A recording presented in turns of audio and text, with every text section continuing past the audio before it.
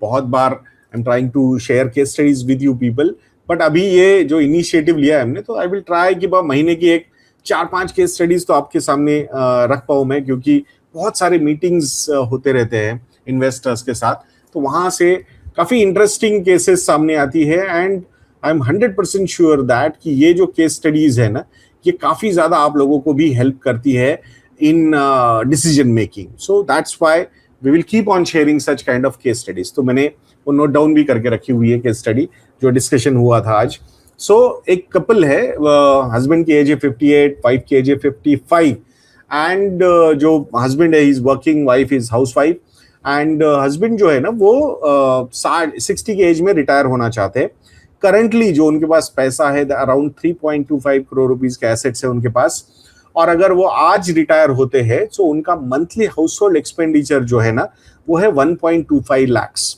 Okay, जो inflation के लिए हम प्रिपेयर होना चाहते हैं from today till life expectancy of 90, तो उसमें हम प्रिपेयर होना चाहते हैं for 7% per annum inflation. Okay, post retirement rate of return जो है पोस्ट टैक्स बेसिस पे the investor wants two is targeting around 9%। मतलब even after retirement also he, मतलब बिकॉज उनका ऑलमोस्ट 15 से 20 साल का एक्सपीरियंस है इक्विटी इन्वेस्टिंग का, तो फिर एक साइजेबल पोर्शन जो है वो इक्विटी में रखना चाहते हैं post retirement, because he can manage the behaviour well, जो volatility and all those factors है, तो उनका experience is suggesting him to hold that. So क्योंकि 30 इयर्स का रिटायरमेंट है, अगर पूरा का पूरा पैसा डेट में डालेंगे तो जो 9% है वहां पे मिलेगा 5%, तो जो रिक्वायरमेंट हो सकता है जो आएगा उससे क्लोज टू 70 से 80% एक्स्ट्रा कॉर्पस लगेगा।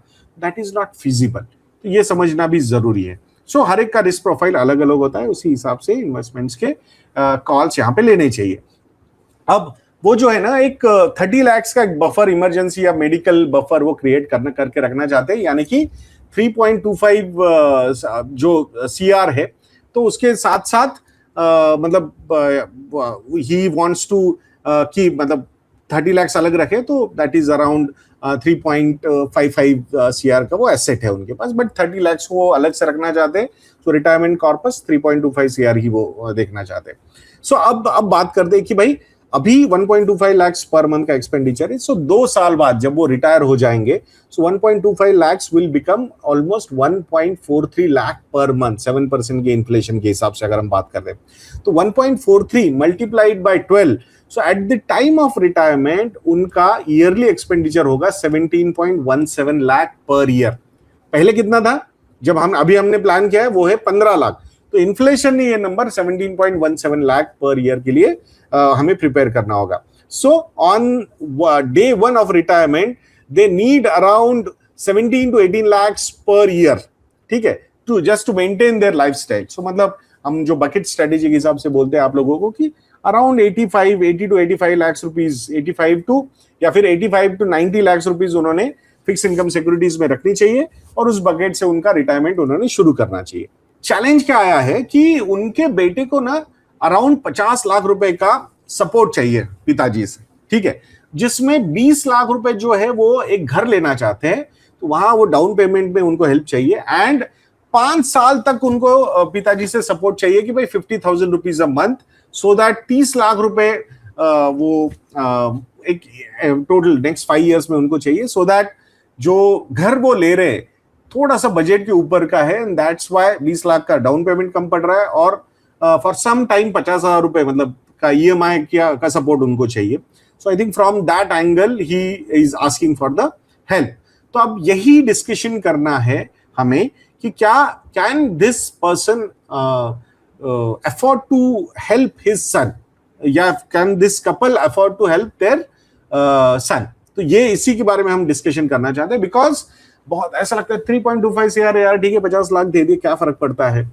सो हमें ये सारी चीजें ना क्वांटिफाई करनी है, और इसका रीजन भी क्या है ये हम लास्ट में डिस्कस करने वाले हैं, ठीक है।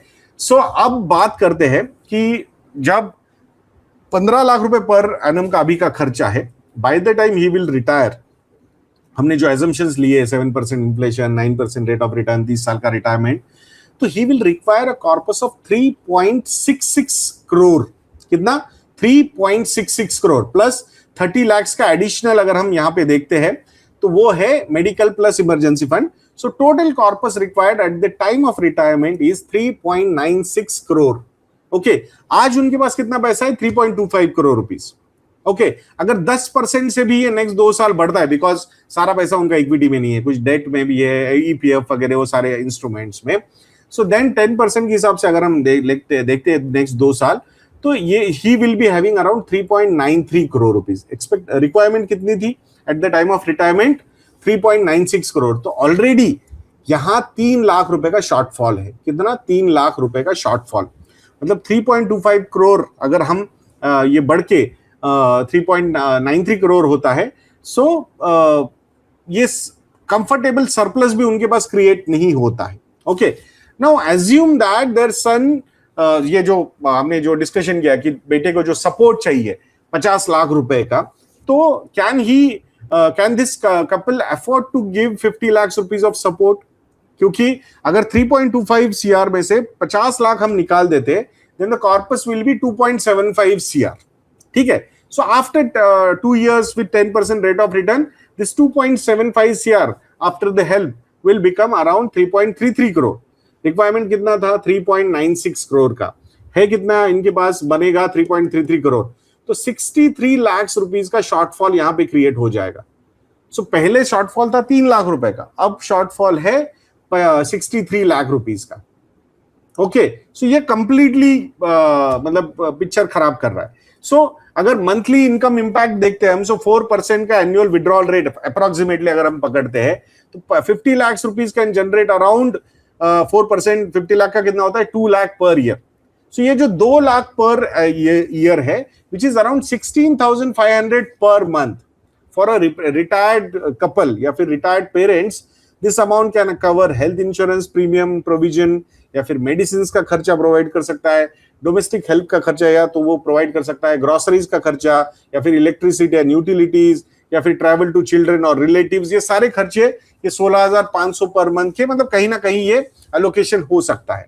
अगर 50 लाख रुपए का ये जो एक वन टाइम गिफ्ट अगर देते हैं वो अपने बेटे को, तो it can permanently reduce there retirement comfort by around 16 to 17,000 per month. ऐसा मत समझिएगा कि ये सिर्फ उस समय के लिए, कुछ समय के लिए होने वाला है. No, it will be permanently. ये समझना बहुत ज्यादा जरूरी है. तो प्रैक्टिकल सॉल्यूशन क्या हो सकता है यहाँ पे? कि ये जो कपल है, ये they should not be giving open ended financial support. A safer structure can be कि monthly support of 25,000 rupees per month, duration 12 months only, मतलब 3-1 लाख रुपए का. And house down payment 20 lakh रुपए का जो सपोर्ट है, ये हमने 12 महीने के बाद एक बार रिव्यू करना चाहिए. ठीक है, या फिर आई थिंक मतलब खुद का रिटायरमेंट डैमेज किए बिना अगर हेल्प हो रही है ना, देयर इज नो प्रॉब्लम. यहां अगर जो बेटा है जो घर लेना चाहता है, the son should delay house purchase by 2 to 3 years. Okay, क्योंकि डाउन पेमेंट अगर नहीं बन रहा है अभी, तो it's okay to delay these things. But वहां पे नीड की जगह वांट पे चले जाना एंड यहां नीड को कॉम्प्रोमाइज करना, that is not a good solution. तो ये समझना बहुत ज्यादा जरूरी है दोस्तों. 7% का इन्फ्लेशन, 30 साल की रिटायरमेंट, 9% का पोस्ट टैक्स रिटर्न, 30 लाख का मेडिकल बफर. सो ये रिक्वायरमेंट्स अगर फुलफिल करने हैं तो उसके लिए 3.96 करोड़ चाहिए ही चाहिए. So giving 50 lakh rupees to their son, ये आज के लिए बहुत मतलब एक प्यार भरा तोहफा हो सकता है, but it can create a serious retirement gap tomorrow.